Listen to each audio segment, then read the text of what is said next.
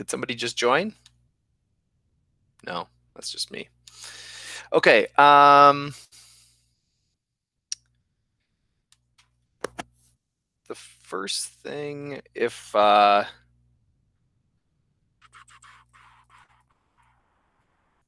right, either Austin or Lindy, could one of you hop on and just make sure that you're able to see my screen with the first question from the quiz today? Yeah. You got it? Okay. So this was the first question. Just to give you the kind of like how I would read it, look at it. I'd start off scanning the background information at the beginning, looking for things that pop out at me, like maybe this is going to feature in the question.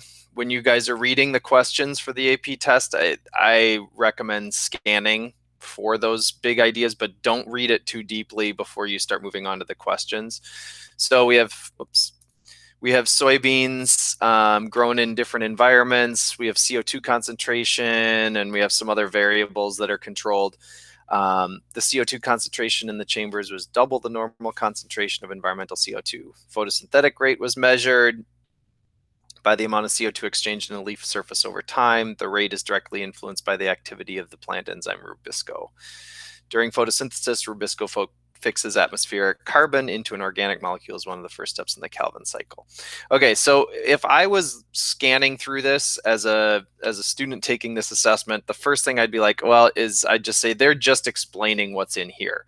But what I could, if I was to dig a little deeper, say is that the fact that they're defining what rubisco does means that's not going to be what you're going to need to talk about on the assessment. They're telling you that so that you can use that information.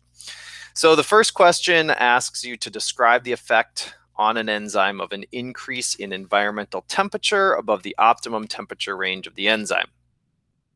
So we have the various temperatures listed here, as well as the carbon fixation.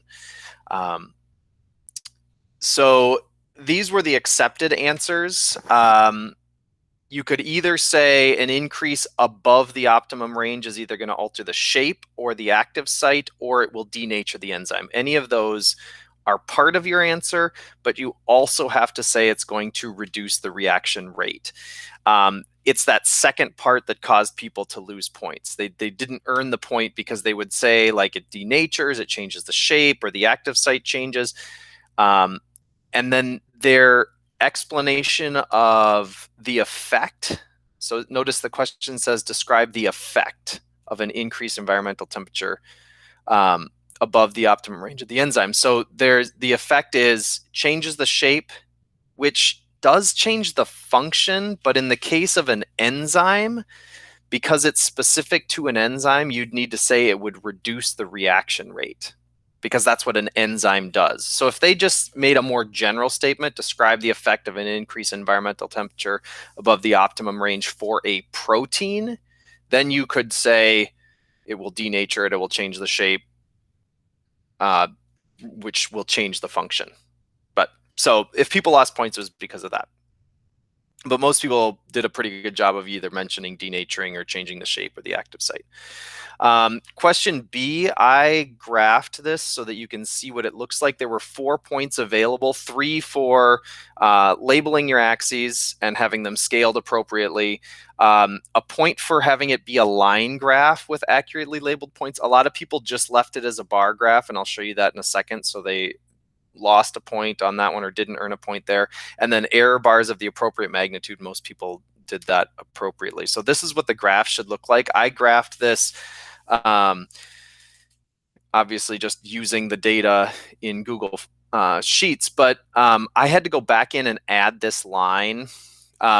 This kind of data is even though they're averages that you're graphing, and so you can put them in as a bar graph, should still be graphed as a line graph, because we're seeing as the temperature change, the carbon fixation rate changes. So this would have everything you need. You'd have appropriate labels here and here. The title actually you didn't score a point on, but having appropriate labels on the axes.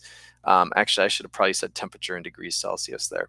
Line graph, and my error bars are appropriately scaled, meaning they're not just all the same, they go up and down the same distance, right? And they were based upon the actual error bars given.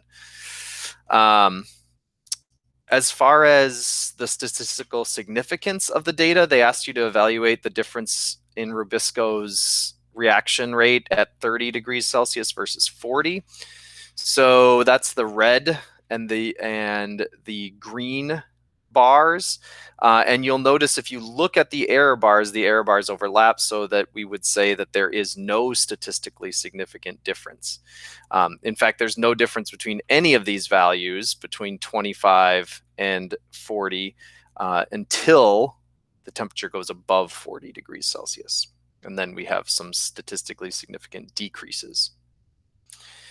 Question D said, based on the data, predict how a surface temperature that continues to rise above 40 degrees Celsius would most likely affect the energy available to the primary consumers.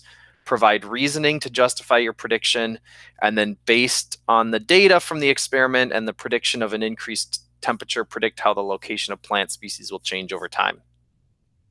3 points total. The first point, you needed to say there will be less energy available. That is asking you to connect the idea of carbon fixation to available energy to primary consumers. I put this question on here because the AP board gave it to us as a question to prepare students for the AP test for 2020 for this year.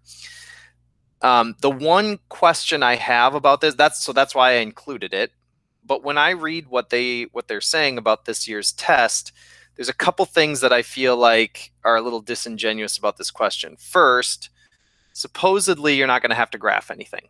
So I would doubt that you would actually have to create a graph as you did in this one.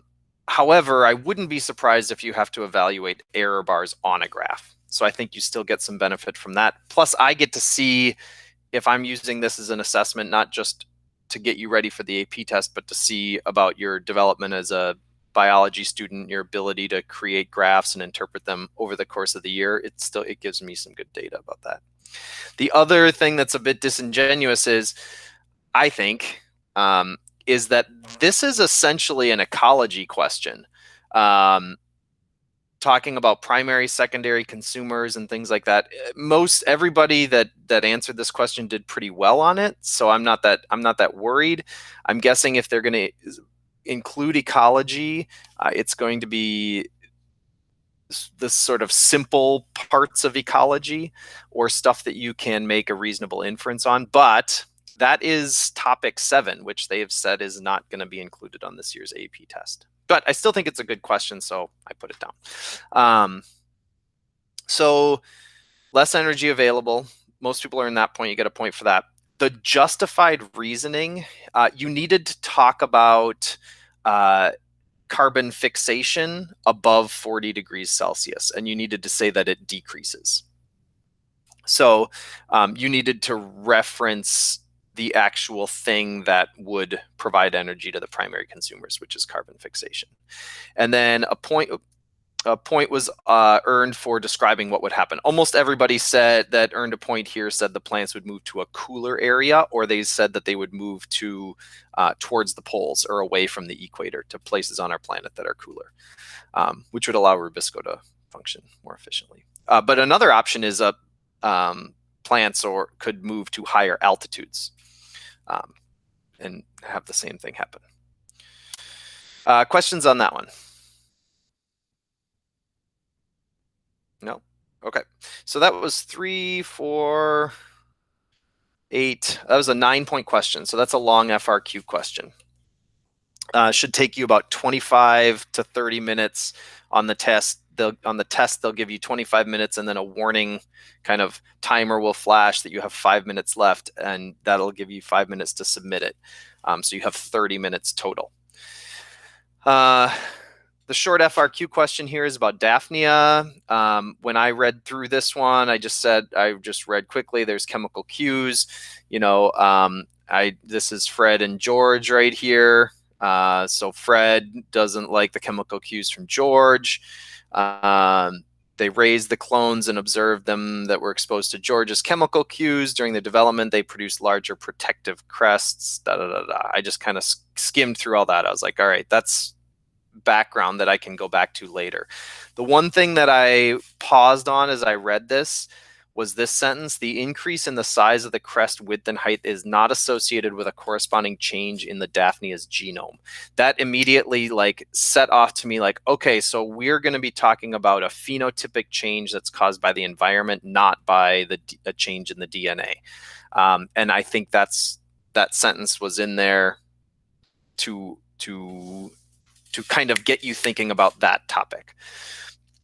They also say it's energetically costly. So that was the other statement that stood out. Whenever you see something that's energetically costly, you should immediately begin thinking about evolution and how the frequency of a phenotype is going to change in one direction or another. Anything that's energetically costly will become less common unless you get a corresponding benefit that's greater than the energy cost.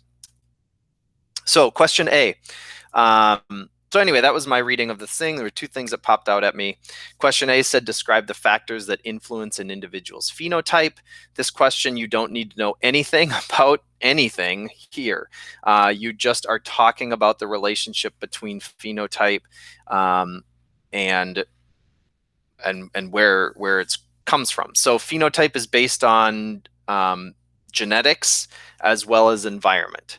So to earn the point, you needed to mention both of those things. That's where phenotype comes from. That's been a theme kind of throughout the year in our class. I don't think you needed to specifically say genetic potential. Now this one is specific. Explain how the presence of Fred affects, or the chemical cues of Fred affect gene expression in George.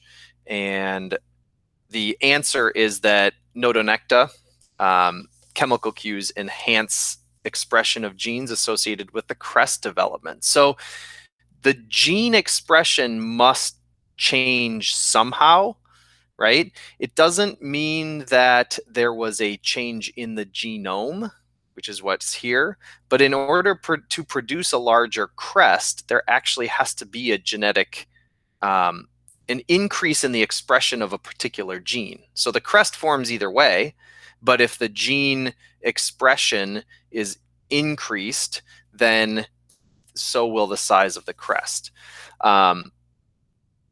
So I haven't graded this one yet. I'm not sure how many people will get this one right. This would come right out of Unit 6, which was the optional unit during that 2-week period we were gone. Thinking about like gene expression and regulation of gene expression. There is going to be a regulation of gene expression question on the AP test. Like they just love those questions. But that's what they're asking about. Enhanced expression of genes. Okay.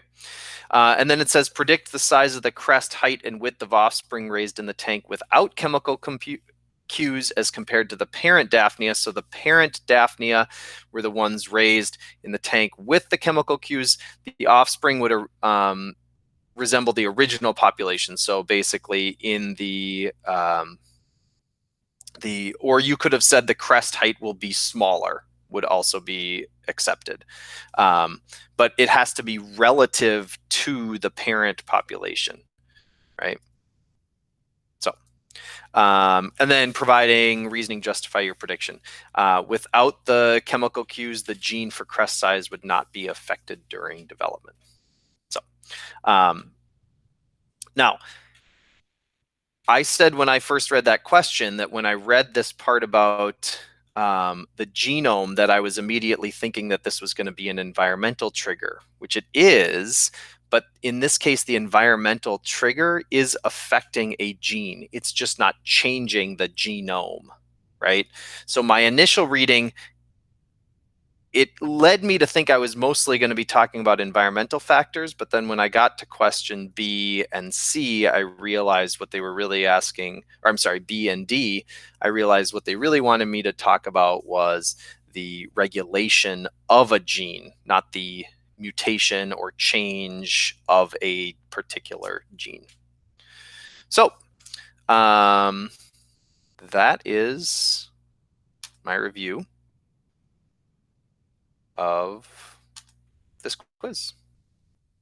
And I'm wondering if either of you have any questions. Here, I'll stop the recording so that you don't have to